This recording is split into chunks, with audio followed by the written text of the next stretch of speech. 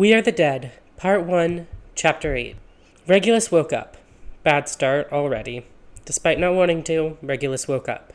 That in itself was bad, and bad things always get worse. Despite not wanting to, Regulus woke up in an unfamiliar place. He really hated that. He hated how he was lying on a bed and the duvet was tucked in around him as if someone had taken the care to put him to bed. He hated how his shoes were off and placed neatly by the foot of the bed, as if someone had cared that sleeping in shoes was incredibly uncomfortable. He hated how he knew instinctively that his head was rested on two pillows, as if someone was worried about him overstretching his neck in his sleep. He hated that, in truth, he knew exactly where he was. Even more, he hated having it proven to him. "You're up."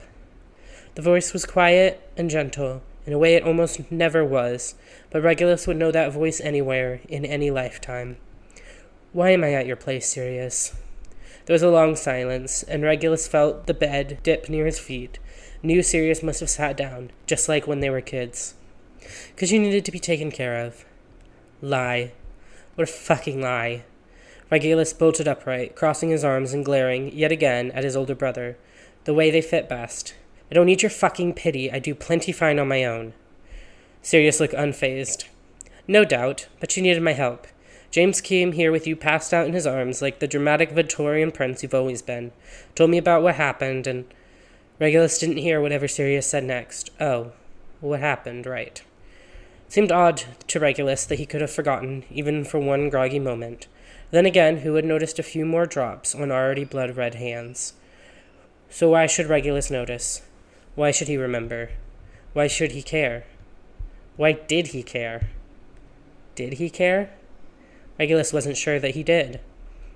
It wouldn't fit who he was to care. Regulus Black got very, very far by not caring. He was of a despicable breed.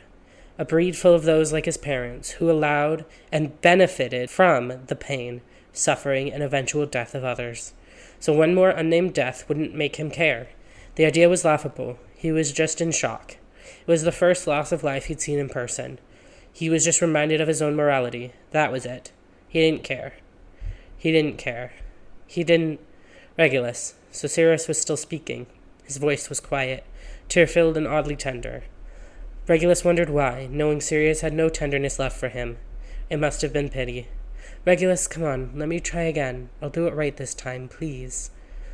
Regulus almost smiled. Sirius had always been the noble one.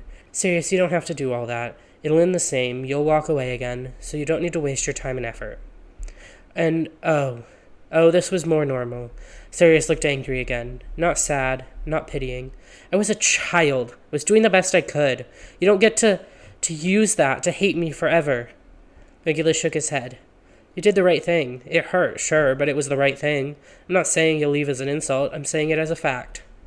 "Oh, yeah? Then tell me what makes you so sure I'll leave, Mr. Omniscient. Tell me, how do you know? Really, I mean it, how? You don't even know me anymore, so you don't get to tell me what to do." "I don't need to know you now. I know your base qualities. You may be sentimental, emotional, turbulent, but in the end, you're smart too. You have a knack for self-preservation, and you won't stick around someone who's a poison to you." Sirius sat for a second. "A poison? What are you on? You're not—" "Oh, then please, tell me why you were fighting with your friend, a much better brother than I've ever been, person who took you in while I lived with the people who I believed killed you, never raising a dissent. Tell me why you were fighting with James." There was another silence as Sirius took this in. "How did you know I fought with James? You weren't supposed to know." "I heard. Doesn't matter how. I heard. So I know I'm messing your new, better life up. I've always been poison to you. You know how it goes. Cain was never going to do anything but hurt Abel." "Well, so what? That's a story. We both know you never believed our parents' religious propaganda, so why start now? When it benefits you, when you can use it to prove your worthlessness? Stories don't prove truths, you know that." "That's not the point, not even remotely. Why can't you see it, Sirius? I'm a poison to you. And you want to know the worst part? Regulus..." Sirius may have wanted to say something. Regulus didn't care. "The worst part is, I don't even fucking feel like the heartless, psychopathic bastard I am. I can tell I am, looking at it logically, but I don't feel like it. I keep functioning completely fine." "Fine? Do you even hear yourself? Need I remind you passed out after a woman died in your arms when the CPR you gave her in an attempt to save her life wasn't enough?" "Yeah, thanks. I really needed that reminder of my inadequacy, how there's another person's blood on my hands. Thank you. Sirius glared at Regulus, and everything was wrong. Regulus gave glares, so he sent many at his brother. But he was a filthy hypocrite and couldn't take what he gave. If you were a heartless, psychopathic bastard, you wouldn't care. Sirius punched the mattress, glowering at Regulus. We both know you're smarter than this, so think it through. If you were heartless, you wouldn't give a damn about whether you were heartless. Regulus stared. How could Sirius be so blind? It was right in front of him. Regulus didn't care. If he did, he'd have changed, but he hadn't, so he didn't. You're overly optimistic. Or maybe you're still listening to our parents. I'll see you at the boba place on Monday if you insist on leaving because of this poison idea. Why the hell would I come? Because you miss me. Sirius said it like a fact, not a question. He was so sure Regulus was redeemable, but what when he found out he was wrong? He'd die from Regulus's poison, or leave before it took him, like he always did. Did you not hear anything I said? I'm fucking poison, a snake. So you say. Sirius's voice was even, but inarguably determined. If you really are that selfish, which you're not, you'll show up because you miss me, poison be damned. And if you're not so selfish, you'll have no reason to show up. So you will, unselfishly, because you're not poison and I miss you too. What? You miss me? Stop trying to pay your penance. I don't need your pity. I already said you did nothing wrong. You don't owe me anything. You're a jaded little bastard, you know that? Show up at 1 on Monday, skip class if you have to, but be there.